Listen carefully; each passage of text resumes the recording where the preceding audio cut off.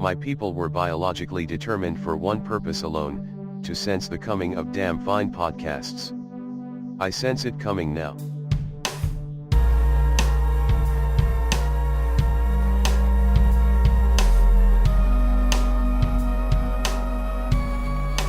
All right. Hello and welcome to a Discovery Home Companion. We're talking about Star Trek junk.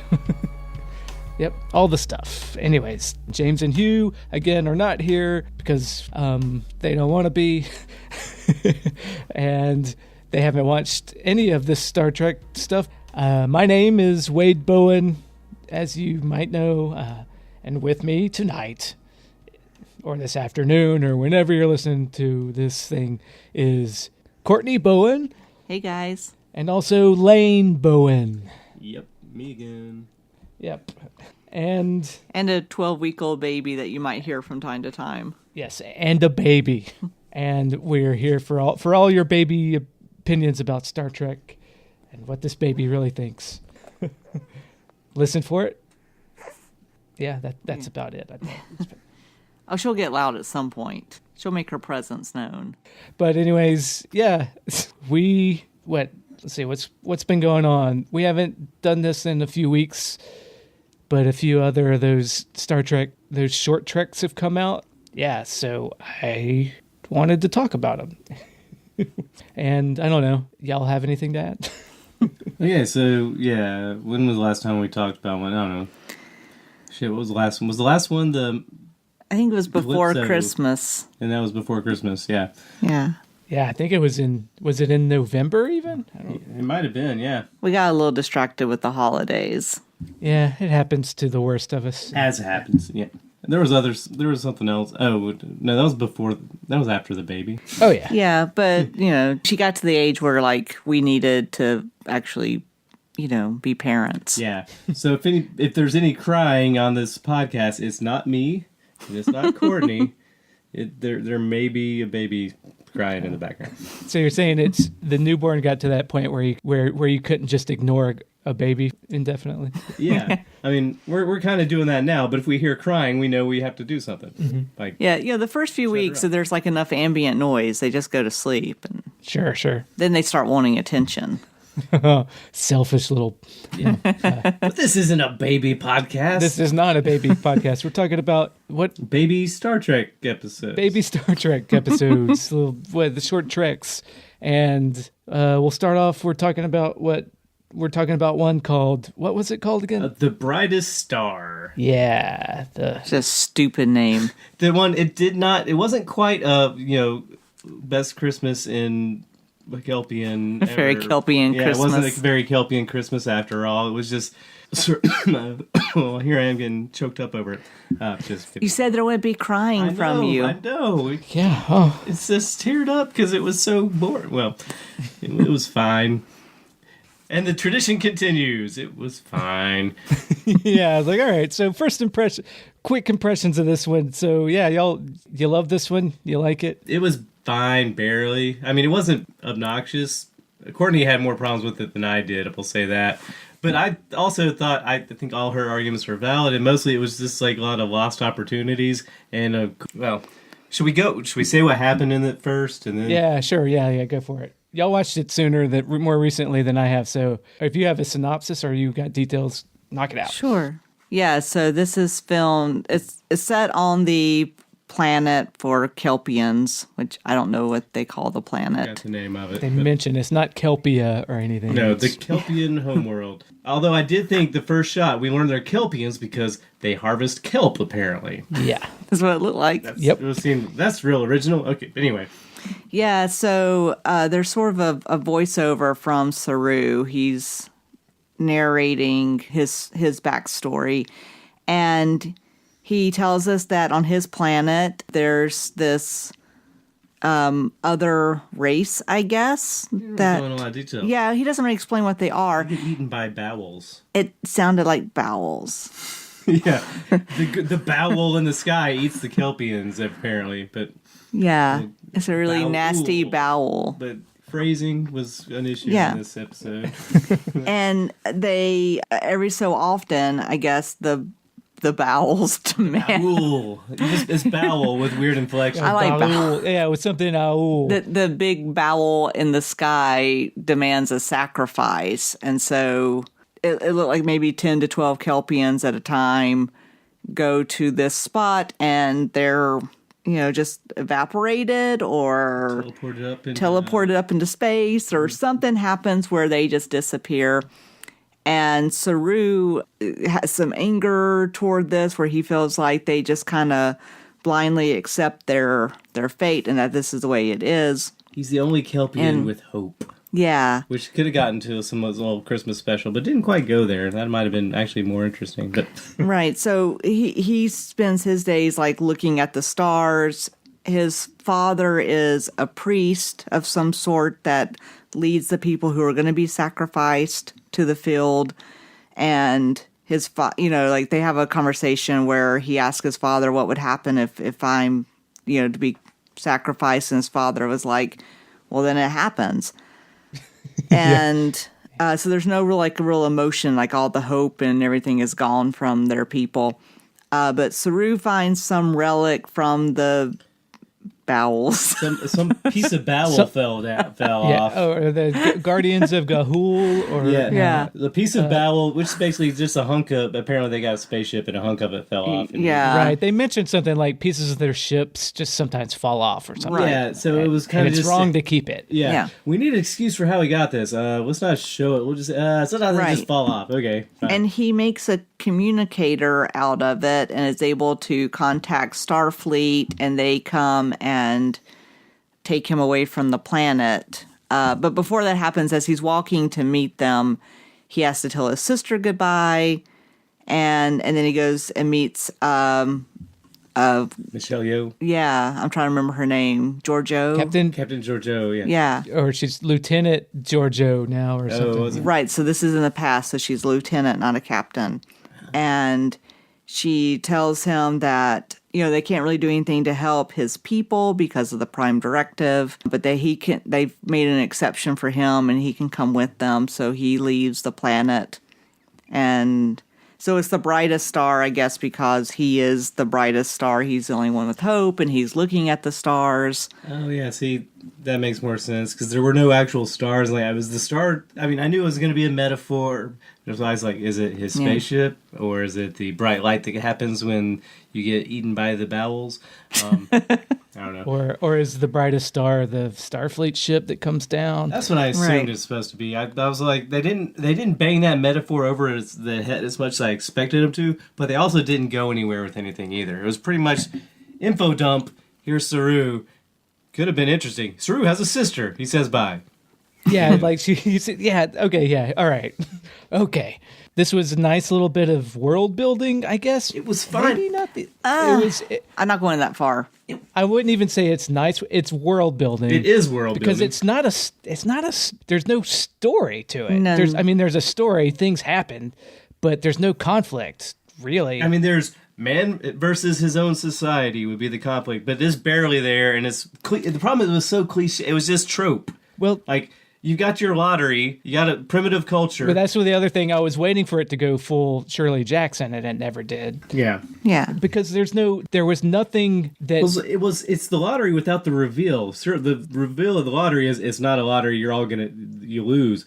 We start off knowing that. It's like the lottery without any of the twist. Well, yeah. My thing with it was there wasn't really conflict. No. He was at conflict with them. There was nothing stopping him. There were no complications in the whole thing. No. Like, nobody cared enough to try to stop him. It was sort of like the planet of no one caring. Well, and they were writing so much on tropes that they didn't think to put any conflict. Because you got the trope is the idea of a primitive culture with a society, with the basic lottery is now, the lottery is not the reveal. But that's a common trope in, like, fantasy fiction and stuff, is you got this primitive village where they have to sacrifice to a dragon or something, or and you can do good stuff with those stories. Like I read a kid's book that my kid read, made me read. It was basically that concept, and then it goes somewhere with it. Right. It's a really common trope, but it didn't. So they just used a genre cliche of this setting with a primitive culture with this setting, which we go into was part of our complaints. Courtney's got some good points of how they could have been a much more interesting setting, but they went with that trope.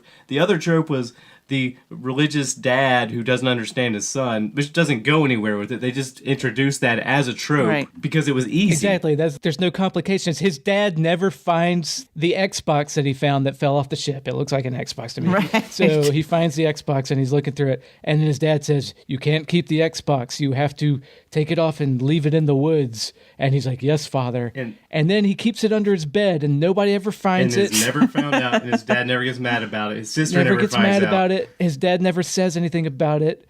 And it beeps. It makes noises at weird times. Nobody ever catches him with it. It lights up. Yeah. Yeah, there's a montage of him looking at it and hiding it under his bed or whatever. It's like, that's not how you, I mean, so it's like things happen, but none of the regular things that you build into a story, like the conflict or the complications that... Right, you expect like the father to be like, wait, there's a reason that we sacrifice to the bowels or whatever. Right. Like, There's nothing, I mean, it's all there in that it's things that Saru mentioned in the first season of Discovery, that his species is a prey species. So except they didn't do it right. It could have been really I agree. cool. Yeah, like, which that sounds awesome if he was... We saw that one bad episode where he's running around and kicking people and he goes crazy because he's not afraid or whatever. Because he's like super strong and like can run really fast. Right. He's got big kicks. Yeah. Okay. Yeah, because the prey species needs to run for monsters. There should have been running for monsters in this episode. Yeah, I know this is a nitpicky thing, but I had this assumption about the Kelpians that,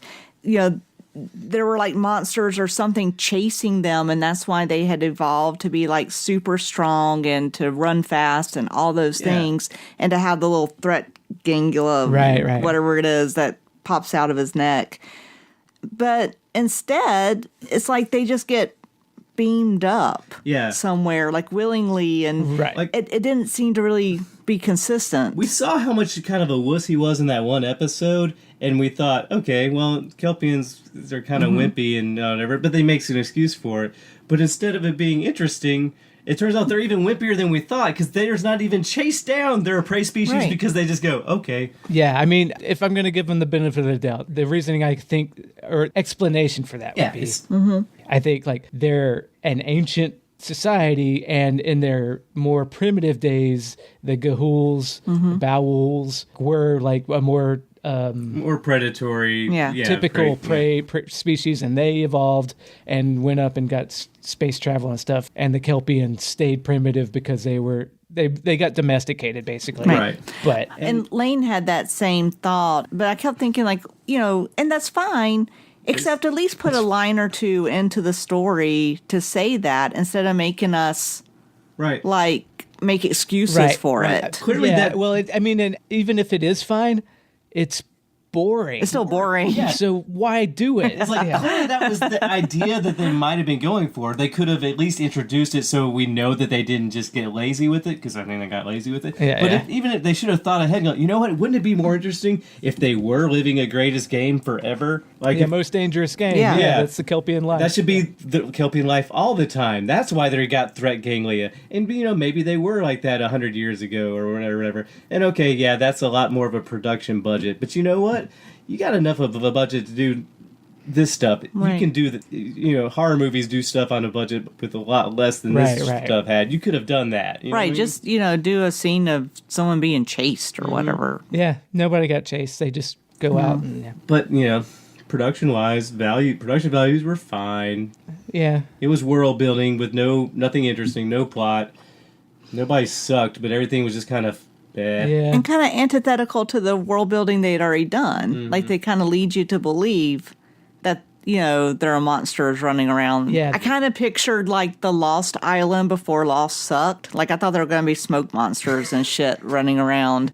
Oh, yeah. And, it was like, oh, they could do Lost right or something, and they didn't. Right. Something about the Kelpian life being, like, nasty, brutish, and short or something, and he's, like, the one that... Yeah. I don't know. Yeah, there were no complications that make stories interesting to watch. Right. It's just like it was like reading a setting book. Yeah. From but without the right, but not Yeah. like and they introduced a setting where like, okay, here's how you would make a plot. We it's really easy. We picks up Right. like you could have added some plot arcs and like ups and downs. his dad says, Dad, but I want something different. His dad says, no, I'm going to throw out your Xbox, you little shit. Right. Like, And you introduce his sister. Right. He's got a close. We know he has a sister, but there's no plot Yeah. with it. Yeah. You introduce his sister. Maybe he thinks he's going to reveal something to her, and it turns out she's actually like taking the dad's side, and he didn't expect that. That's some ups and downs for a plot. Right. that's what got me too. Like when he's like, oh, I'm going, and they share a look, and like she knows that he's not coming back, and he's like, no, I'm gonna go. You go back to father, and he could be like, hey, you know what? I know you're gonna die. You should come with me. Yeah, he didn't even try to bring her along. He was just But he's like, no. And See ya, then later he suckers. finds out he can't. He's like, you should come with me. And then later he's like, you know you can't ever come back. And he's like, oh. You should go, oh shit, I should go get my sister, right? Nope. Never mind. didn't even ask. And it's not like, this isn't like a radical idea for the story either. It's like, it's how I would expect just like the most basic person to write a plot would be like, Right, Right. these are professional writers. They should know Yeah. how to make a plot. right. He's going out with his sister, and then he says, oh, come with me. And she's like, no, this is where I belong, brother. And he's like, no, I wish you would. And then she makes it. Right. She makes a choice, but she's just like, no, okay, brother, whatever you want. And she leaves. Yeah.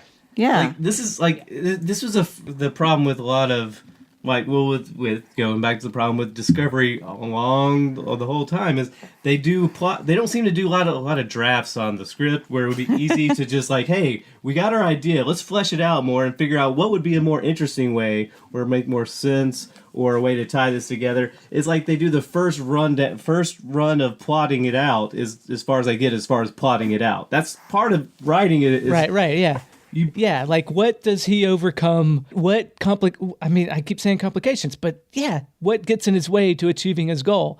Well, he found the thing and he's really smart. Then he figures it out and talks to Starfleet. And nothing tries to get in the way of that? No. It's really hard to do, so that was hard for him. But he's got emotional conflict. Well, you need to actually show that. But we did. No, you didn't. You just introduced the idea that it could have been there. Yeah. That's not the same thing. Yeah. His dad's really, really kind of strict. Okay.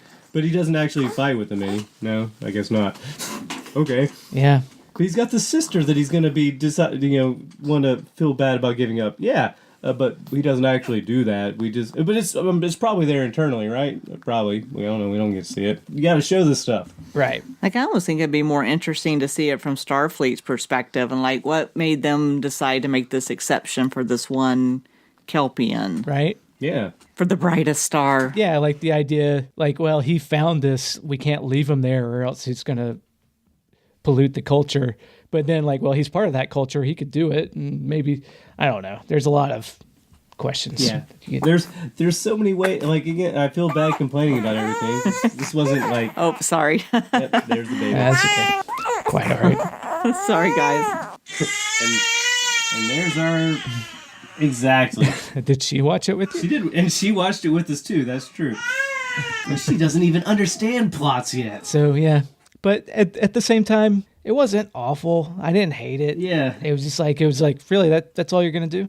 Okay. I mean, it nominally made Saru an interesting character by just telling us his background, I guess. Like, okay. I guess. I mean, it's not really interesting in terms of, Saru gets to be the special boy again, oh great, we get another one of those, which is, but that's my own personal issues. I'm tired of that trope. And he's another super smart person because we keep telling you. Star Trek's all about the special man, and this is his backstory. Yeah, exactly. So I get that. So that's not a real complaint, but it didn't really do anything. It made him okay. He's the only one of his kind apparently in Starfleet. We didn't know that before, I guess. We knew he was the first, but we didn't know he was right. He does say he might even say I'm the only Kelpian, but he's definitely the first. Right. But now we get they're swamp hut dwellers. We didn't know that nobody in his culture knows that he's even in Starfleet, apparently. Right. Because they're still a pre-warp society who technically hasn't made first contact yet. Yeah. Well, and the idea that they're actually eaten by a higher sentient species, that's really fucking interesting. Yeah. Like, we never see, like, there's a species that Starfleet has to accept eating other sentient species. Right, yeah. Starfleet's like, yeah, we know the bowels, it's cool that their cows got to us. Good job. Yeah, like, that's interesting, but we don't really see that. Like, I assume if, Discovery goes long enough, they'll touch on that at some point, and then they'll probably ruin it. Right. Well, it's Prime Directive stuff. We're not allowed to interfere with their culture if they don't want us there. And, right. But, I mean, if this was a TNG episode, there would be an episode just on that, and they would actually potentially do a decent story, and of course they would break the Prime Directive, because that's what it's there for. Sure. Yeah. Kirk would have done the same thing. Right. But, yeah. So that's our thoughts on The Brightest Star. Yeah. I thought Doug Jones did a fine... Yeah. Nobody sucked in it. Yeah. Yeah. He still moves the best in the makeup than all the other ones. True. But, I'm not gonna damn everybody else for Doug Jones being the best at doing alien makeup. Yeah, they were fine at it. I thought the makeup was okay. It was actually, I thought the makeup, to be fair, was better than the makeup when they had other Kelpians in the main episode. Yeah, and the makeup on his sister, like, okay, I can see the difference in males and females, but it's not overt. Yeah. And, it was subtle, and I was like, all right. Yeah. That's fine. Yeah. I wish his sister had more to do and had more agency other than just being, yes, brother. Yeah. Well, and the dialogue did grind with the father? Yes, father. It was kind of like, it was hacky and cliched, I thought. But, Right. And then I was like, oh, is his sister dead? I was like, I bet they bring his sister back at some point. Yeah. Oh, I'm sure they will. And maybe his dad will be alive. I don't know. His dad had a very much, I don't know. I got a Robert Duvall and way too much makeup vibe, maybe a little bit. Yeah. Maybe just because he's old and saggy with, the makeup. Yeah, I was like, oh, his dad's John Lithgow from Flashdance, Well, yeah, that's clearly, yeah. So, yep. Yep, so, all right, well, that's that. Yeah. It was fine. So there you have it. It was fine. They missed a lot of opportunities on it, but you know what? It didn't piss me off like that first The first one was truly terrible. And the first one was on par with too much of the actual Discovery season. But this was... what's really sad is this was not very good, but it wasn't bad, so it's still better than most episodes of Discovery. Wait. People like that show. Ouch. Yeah, I know. I was like, yeah, people, especially now, they're like, oh, I loved it. It's like, really? Why? Sorry. And the same. Oh, baby's returned. Oh, hello, baby. Yeah, so that's about all we have to say about that one. It was not the worst thing, but it missed a lot of opportunities, and I don't know. I just like conflict. It's something that you put into a story. To have people overcome things, like come on, yeah, Writing 101. Yeah, that was very much like, these are professional screenwriters, right? That's cool. You know how to write a setting. You don't really. You just took some tropes and made it into a setting. You didn't do anything new with them, so there's that. And then you didn't even add any conflict. We're repeating ourselves. But so are they. They keep making the same mistakes. Yeah, right. All right, well, so we've been talking about all these short treks, and now we're talking about, I believe this is the final one. Yeah, so let's see. First one, terrible. Second one, pretty good. Third one, it was fine. I'm appreciating that second one more and more. Yeah, okay, what were they? The first one was called what? Rascals? No. It was about the girl with the planet twin. Right. Yeah, the first one was just Trainwreck. That's not the name of it. Yeah. Yeah, who knows? I don't remember. But it was I don't want to say, it was bad. It was the worst one by far. I agree. That was definitely my least favorite. It was bad compared to Discovery episodes. Which That's is saying something. Yeah. It was perfectly designed to push all my hate buttons. So whatever it was called. Then we had Calypso was the second one. Was that right? Yeah. Which I liked. Yeah, Calypso. The Michael Chabon one. Yeah, it had like it did good. It did like a lot of the things we complained about on the last one was like really went to sloppy world building and nothing else. Calypso did world building pretty good actually. Dropped it in there plot wise. Knows how to tell it. Made an actual like plot. We got an idea for the future of the future worlds building setting stuff that was interesting. The world building settled into the background of the story it was telling. And served this anyway. Yeah, I feel now like going back and thinking about it. I'm like, I think my complaints were so nitpicky, and I didn't know like just how bad they were going to get. Like I sort of feel like I'm disappointed in my pessimism, or the failure of my pessimism.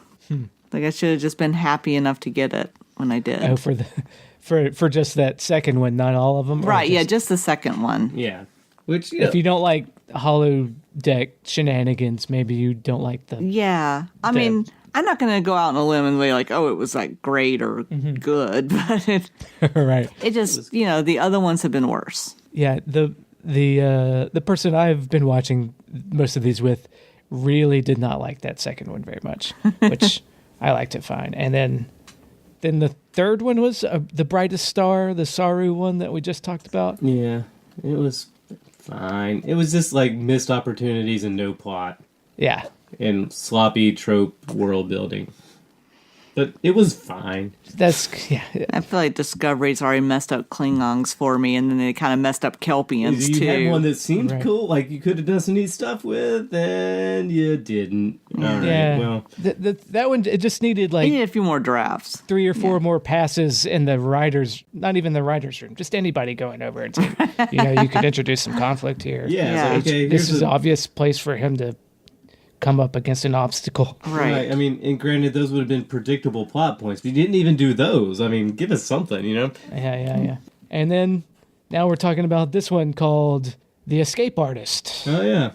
Directed by Rainn Wilson and starring Rainn Wilson. Yes. And written by Mike McCann. I don't know who he is, but... He is the person that also sold a Star Trek animated show. Oh, that guy. Okay. He's a writer on Rick and Morty and the TNG Season 8 Twitter and comedy writer, I guess. He's written comedies so far. And this episode that Harry Mudd himself, Rainn Wilson, directed. Yeah. Yeah. Either of y'all want to do a quick synopsis, or do you want me to? Okay, so was it Harry Mudd is being sold by one bounty hunter to another bounty hunter, and then there's this piggish bounty hunter that he's mostly talking to through the whole thing. He's trying to fast talk his way out of it. There's flashbacks to whenever he has a fast talking line. You're like, well, you've tried this before. Has that line ever worked before? He's like, what? I've never done this line. We flash back to another time he used the same line. That happens a few times. There's some witty banter. None of his lines work to get him out of it. Oh, he slept with this guy's pig sister. Which seems to be a recurring theme in Discovery. Yeah, well, if it's Harry Mudd. And yeah, but didn't Jason Isaacs sleep with someone's sister in that last... Oh, he did, didn't he? Yeah. Okay, anyway. He slept with Mira Burnham and also, that person's sister. That's right. And also the Admiral and a couple other people. Oh, right. But anyway, so Harry Mudd apparently stole from this guy, this family cudgel from this pig alien, slept with this alien. Tellarite. Oh, that's what a Tellarite looks like. Yes. Oh, okay. One of the 4 founding peoples of the Federation. Oh, wait, so have we seen Tellarites before? They just had different makeup, so they didn't look quite so pig? That's right. Yeah, in TOS, the Tellarites showed up and they just looked like shitty pig aliens. Okay. Sometimes they look more toothy and sometimes they look more piggy. Yeah, that would have vaguely... And then I haven't watched Enterprise. I think they show up more in that. So this is probably closer to Enterprise Tellarites. I don't know for sure. Yeah. So they've gone through some evolution like the Klingons where it's like they don't want to talk about it. Yeah. We don't know why they look different. Yeah, like... Right. Well, because they've been inconsistent since the beginning, I think. Yeah. So. Okay, well, that's what Tellarite... Okay, so... Well, not like Klingons. I was about to say. So consistent. Okay, so anyway, so then he tries all the Tellurite. At the end of it, the Starfleet ship comes up, and he's like, "No, please don't sell me to Starfleet, please!" And he starts begging and trying. That doesn't work. Finally, gets sold to Starfleet. Gets it taken on board. And Starfleet's like, "Oh, great, another Harry Mudd." And he's like, "What? What's going on? I paid good money for this Harry Mudd. You want him?" And he's like, "This is the however number many Harry Mudd we've had turned in this week." And turns out, twist. This Harry Mudd is actually an android that was sold to distract from people trying to hunt down Harry Mudd, while Harry Mudd actually escaped. And then turns out, not only that, the alien that in the first scene sold Harry Mudd to the Tellurite was actually Harry Mudd in a Scooby-Doo type disguise. Yeah, in a Scooby mask and with a padded bra, selling his own androids. And then we see the brig where they've got all these, like you said, a very John Malkovich moment where all these Harry Mudds are talking to each other, and some of them have their arms ripped off. We see all the Harry Mudd androids. Then we cut back to Harry Mudd's ship where there's all these Harry Mudd androids serving drinks, and we get the reveal that the Harry Mudd was actually the guy in the mask who's making money selling androids of himself to aliens all over the place. And then, it's like, hey, anybody got a cudgel they want to buy? And cut. We're done. So that's basically it. Yep, that's it, pretty much. And, Harry Mudd in the original series had a thing with robots. Mudd's Women was the one where he's a pimp. That's right, which is not great. Harry Mudd's kind of a shitty character for them to bring back as far as, like, cultural sensitivity and stuff. Like, he did not age well, but he's fine. I was going to say, it's not who you bring back during Me Too.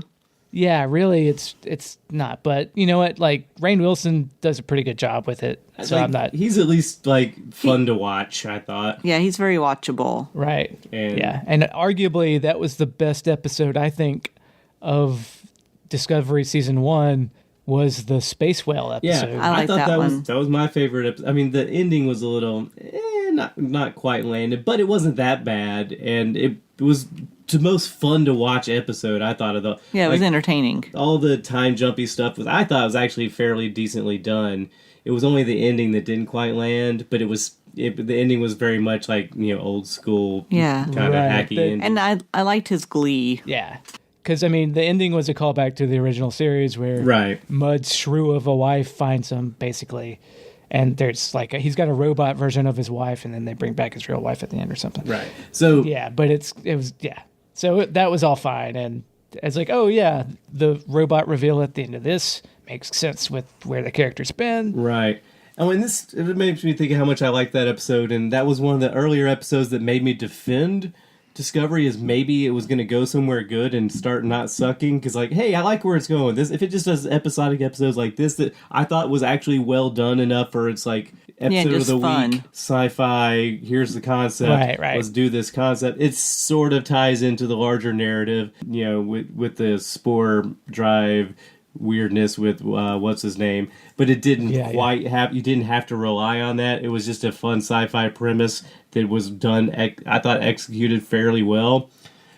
Seems like everybody else on the podcast disagreed with that, but that was this is the one time they actually did something decent. And then I thought, and I defended it and thought it was gonna I don't know, and then you got screwed, and they proved me wrong and burned me, and I won't fall for it again. I don't remember. I've probably blocked out most of the podcasts that we recorded about it. But I remember thinking that it was fine for what it was, but there's plenty of stuff to hate about it. I'm sure that we... Oh, yeah, it still wasn't good. All the stuff you just said. Comparatively, yeah. It was comparatively... this is on track in the right direction. Right. Yeah. And then they didn't go any more in that direction and didn't do anything very good either. But I kept defending them. Yeah, it was watchable. That's... Yeah. Right. And I thought this short trek was pretty watchable too. Yeah. I think this might be, for me, this was the most well done of them. It's between this and the second one. I thought both were pretty well. The dialogue I thought was actually the dialogue in most is not anything that's jumped out as exceptional, except in that first short track, it jumped out as really freaking exceptionally bad. The Saru episode was just tropey and bland. And The Chabon one was fine, but the plotting and world building and the way that was well done. I'm not so big on the, romantic comedy bit, The funny face part of it. but I thought it was well enough done. And well, actually, the Calypso at least may have been arguably to me the best one because it actually they were still the two best characters I thought we've had in Discovery, which wasn't even in Discovery, was that one guy in the 15 minutes of Calypso and the ship in Calypso were both better characters than we saw in pretty much all of Discovery. So I say the dialogue, I thought when that one was decent.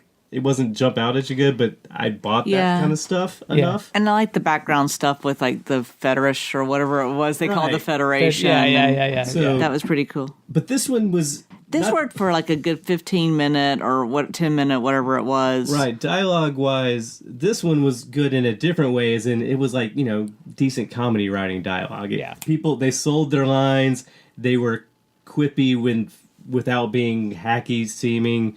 They sold he delivers jokes. Hugh's favorite line to hear and everything is the "We're not so different, you and I," and it drives him crazy. It's a cliche bad trope of a line to do, and they do it here. But of course, it's Harry Mudd trying to feed a line to the guy, so it works just fine because it's like right, that's the joke. Yeah, I mean, exactly. And it was quippy jokes like that, but they sold it. They were decent enough on a comedy writing level and on a delivery level. Everybody sold their line. There was nothing like, if it was hacky, it was because he's being a hacky bad con man, so it works for... I mean, the guy's like, we're not so different, you and I, and then tells him like, man, has that line ever worked? And right. It's just like, it's funny because that's a line that gets used all the fucking time. Yeah, it's awful. I thought, and it was very self-aware that that's a hacky line, and they called it out on that in kind of a meta level, right. Arguably, and it worked. Yeah, and I think I'd rather watch this genre of like just kind of screwball con artist, just kind of fun story versus like the romantic comedy. Well, exactly, or it wasn't even comedy, just the romantic, musical or whatever funny face thing of the second episode. Because at least this was fun because it was trying to be fun and it wasn't taking itself seriously. Right. Which is Calypso took itself seriously. It was a little dark and gritty, arguably, and frickin' Discovery itself takes itself seriously while giving you the dumbest shit. Right. Like, come on. Right. That first episode thought it was like really profound. Right. Well, I'll save that for the podcast where I get into my predictions for this upcoming Discovery thing. We get to learn about he mentions the Federation tax man. That's some... Yeah, I thought that was interesting. Like, since when does the Federation have taxes? Is that... I thought it was like... They don't have money, right? Of like, clearly he's just making shit up? Or were they going to build something with that? Right? Yeah, I don't know, because it's post-scarcity. Why do they need taxes? Right. Or is it, that's just like, who knows? Yeah, it's like, is he just being, trying to sell something? Or is that based on anything? I don't know. Right. I mean, he says that's where all my money went, but it's Harry Mudd. You can't trust him to tell the truth about that. That's where he first goes, if I had any money, I'd be sipping jippers on a beach. And that line gets brought up. At the end, here's your jippers. Sipping jippers on a beach. Yeah. We get to see some Orion, not slave girls, I suppose, because they're keeping him prisoner. Oh yeah, the green ones? The green skin people are Orions, or we had on the rules of acquisition, we had some confusion, I think, about whether Orions are green skin people or just Orion slave girls are green skin because they're owned by, I don't know, by Orions or something. But the way I see it from Discovery anyways, is that Orions as a people are the green-skinned aliens. Right. They always seem to be sexy people, whether they're in they're trying to go a little bit more, they have scantily clad of both genders now. Right. And we've seen that Orion woman was in Discovery when they had Orions at one point. Oh, okay. Because she looks like Janet Varney, but it's not Janet Varney. Oh, so that's the way you recognize this actress? Yeah. Okay, yeah. It's like, I was like, that actress, that's not Janet. She's the voice of Korra on The Legend of Korra. She's on You're the Worst. No, Janet Varney, you're not this actress. Not this actress. That's yeah. I looked this actress up, and she's like on Killjoys or something, and she's not somebody I knew. Yeah. Except I recognized her from Discovery when I was like, that Orion looks a little bit like Janet Varney. It's not Janet Varney. Okay. Sorry. Yeah, I was like, okay, yeah, I didn't put that. I had no idea. Yeah, it's the SS de Milo, and not that who cares what the ship's name is. Yeah, and it's not. It looks like it's just a Discovery model that they put at a weird angle, so you can't tell that it's a Discovery line of ship. Right. But these short treks are all about reusing shit and not costing money on new models or. Yeah, I think I noticed one of the actors listed on this one was also one of the writers of the other one or something like that. Yeah. Oh, yeah. And the ship, the Tellarite ship that he's on, it looked fine, though there was just like pipes that you could get. This is just like a set design kind of cheap, like, oh, that's just like pipes you could buy at Home Depot. Put some pipes in the wall or something. Spray paint them and...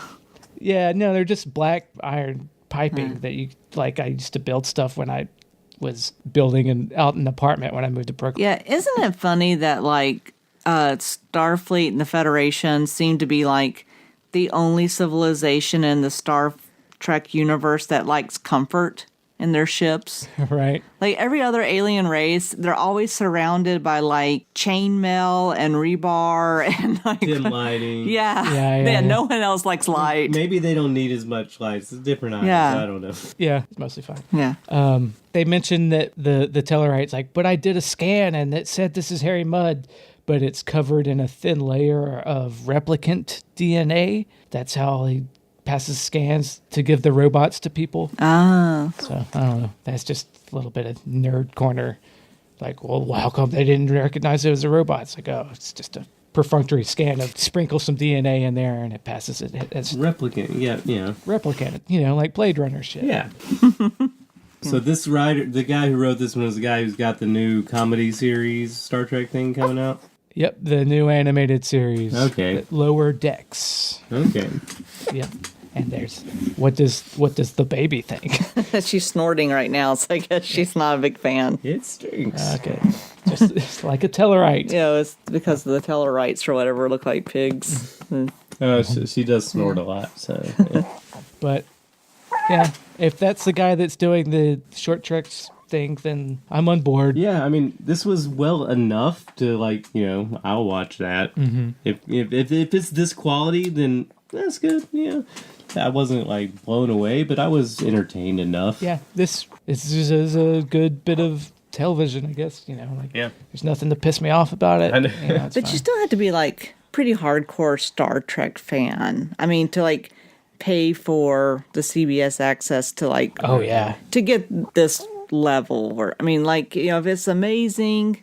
Yeah, then maybe I pay for it, but yeah. I mean, if the episodes are just fine, right? then... I mean, I'm paying for the privilege of getting pissed off at how much they're mediocre, but yeah, that's my future. Carter is not happy that we're spending all our money on CBS access. That's true.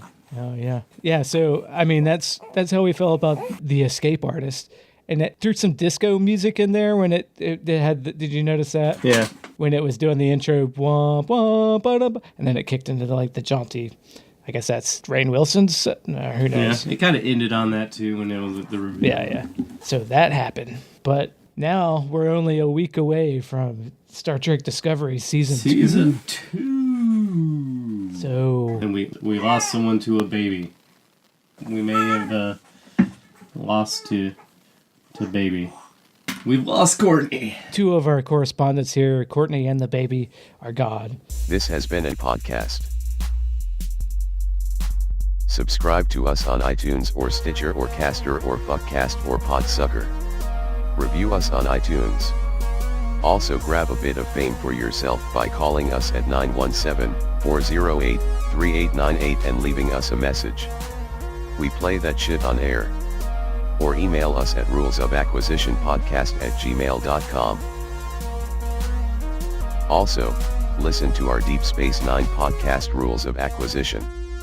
It is pretty amazing, but you may not yet be ready for its awesome amazingness. Assess your personal awesomeness appropriately.